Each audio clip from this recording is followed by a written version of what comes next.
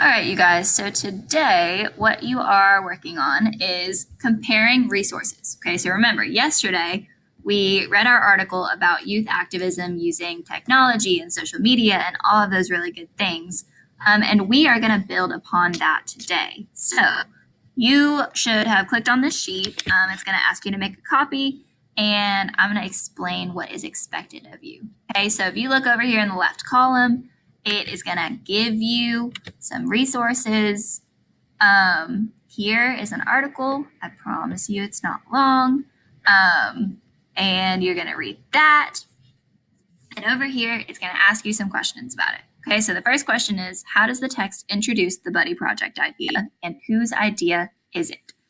Okay, so once you read the text or have it read to you, you're going to answer that question in a complete sentence. And then, what problem is the Buddy Project seeking to address? So somewhere in that article, there is an answer to this question.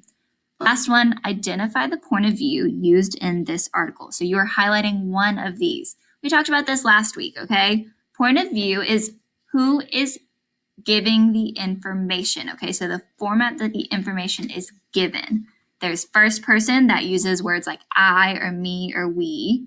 Second person is using pronouns like you or your or yours. Then third person is he or she or they or them. Okay, so whichever pronouns you see in this article, that's going to identify which point of view it's being pulled in. Okay, so highlight whichever answer that is. All right. The second one is TED Talk. So this is going to be a video. You're going to click on this. You're going to watch the video.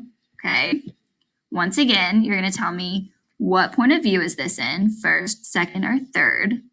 And then you're going to answer the question. This will be found in the TED Talk. So what events, there may be more than one, prompted Gabby to start the Buddy Project? List at least two. Okay, so give me two events that caused this. And then why do you think that this picture is included in the TED Talk? So give me your answer to that question. Last one is, if you could make a change in this world, what would it be? All right. So get this done, share your copy with me, and then you'll be good to go. If you would like this second article read out loud to you, so this first one right here, stick around and I will read it. Pairing teens with buddies online, young activist builds community and raises mental health awareness. On April 8, 2013, Gabby Frost opened Twitter and saw that 3 girls were contemplating suicide. After responding to them directly, she thought, what can I do to prevent this from happening again? The answer was the Buddy Project. Combining her own experience with social anxiety and the knowledge she'd learned from friends who had opened up to her about suicidal thoughts and self-harm, and the power of social media, Gabby came up with the idea of an online community where people could make new friends, support one another, and become mental health advocates. She tweeted about her idea that very night, and with the support from her online community, the following day Gabby created Buddy Project's Twitter account and a Buddy sign-up form. Within the first 12 hours, nearly 3,000 people signed up. To Gabby, the response showed just how much people were longing for community, and she knew she had to put more time and effort into it by matching as many buddy pairs as possible. Buddy Project pairs people with buddies online with the mission of preventing suicide, self-harm, and to raise awareness for mental health, giving thousands of teens and young adults the opportunity to find the community and support system they need. Through this movement, Gabby, now 20 years old, is providing the positivity, empathy, and companionship can break down the stigma of mental illness and reduce bullying and negativity on social media. For those who are looking for a support system, Gabby believes finding an online community can be a great resource.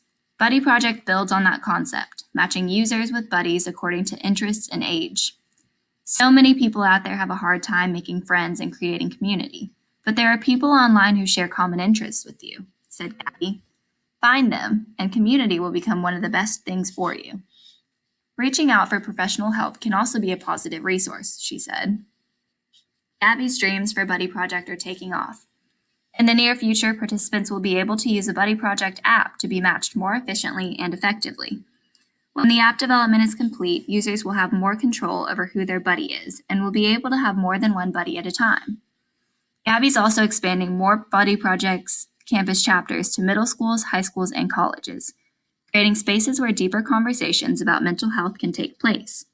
And the organization offers several other ways for people to get involved, from organizing fundraisers to joining online campaigns or even participating on their youth advisory board. Thanks to people like Gabby, mental illness is becoming something people can discuss more freely and honestly. Today, more than 228,000 people have signed up to be paired with a buddy through Buddy Project, which is helping people see that their differences don't define them and that there will always be someone ready to support them. Gabby understands the importance of trusting yourself and believing in your potential for doing good, and that anyone can make a difference regardless of age, race, gender, sexuality, or social class. This was something that was tough for me to learn since I was a teenage girl and people didn't take me seriously, said Gabby. It's been 5.5 years, and not listening to negative people was one of the best decisions I made to succeed.